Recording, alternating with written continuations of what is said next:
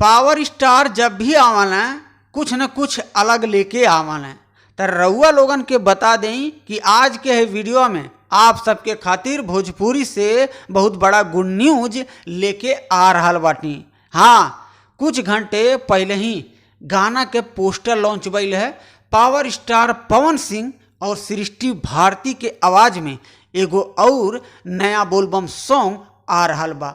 2025 में ये दूसरा गाना होखे वाला बा पावर स्टार पवन सिंह जी के। जब भैया हाई स्क्रीनिया पे पोस्टरवा रउआ लोग देख ली हैं। देवघर के राजा जवन की बोलबम सॉन्ग बा उहे गाना के टाइटल बा और ई गाना में श्वेता महरा पवन सिंह जी के साथ में नजर आवे वाला बानी। ई गाना के राइटर हैं बिट्टू विद्यार्थी जी और ई वीडियो के जे डायरेक्ट कैले बा विभांशु तिवारी नाम हो और म्यूजिक देले बाटे सरगम आकाश जी।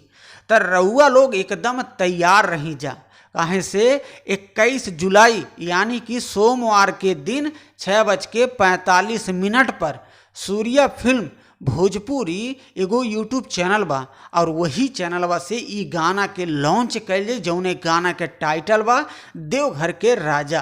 तो ई गानवा लगा तो सुपर डुपर कुछ हिट रही, काहे से एक हफ्ता टाइम लेके पावर स्टार पवन सिंह जी लेके आ रहा बाटे हमनी के बीच में। तो गानवा कुछ न कुछ अलग एगो इतिहास रच दे।